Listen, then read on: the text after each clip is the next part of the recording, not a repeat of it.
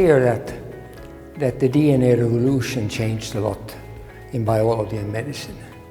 And many areas became neglected because they didn't attract attention when there was so much to do with DNA, RNA, and the whole genome problematics that gave so many opportunities for young researchers. But now they are coming back, and they're coming back for a very good reason. And the reason is that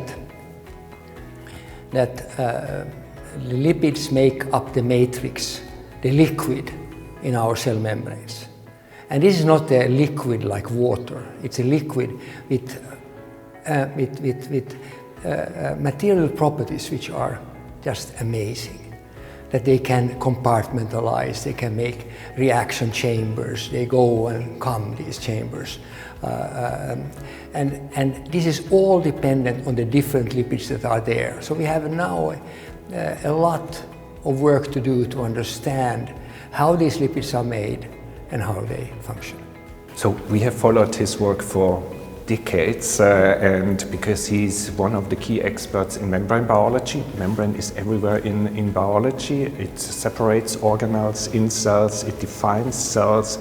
We work on the nuclear envelope, which is surrounded by a membrane, so there is significant overlaps in what we do, and it's highly interesting for us to have him. And the big problem with food and nutrition is that there has not been really good methods to measure what the effects are. Think about it. In the 70s to the 80s, cholesterol was banned. You couldn't eat cholesterol. No eggs. Then in the 90s it became clear, yeah, you can eat them. And today, when you look at the limits, you can eat as much cholesterol as you want. This is of course crazy. How is this possible? So that's where we want to contribute with this health assay that we are developing with mass spectrometers, with one assay which you even can do at home. You don't have to go to a doctor. This will make it possible for the food industry to develop not only one food, but probably you have to make a few foods together because you cannot eat just one thing. So you have to make a package. But this has been missing.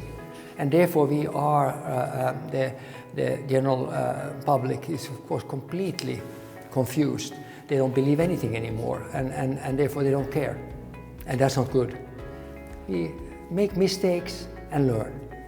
And that I have one big optimistic view, and that is that now when we are under real pressure, the challenge before us, how are we going to change this world so it will be livable for our children and grandchildren? That means that this pressure, we see it already from the young, how they are pressurizing us, and that will continue. And that probably means that we will have to learn to work together in all aspects of life. And we have lived in an individualistic consumer society, which has been very bad for the world and for us.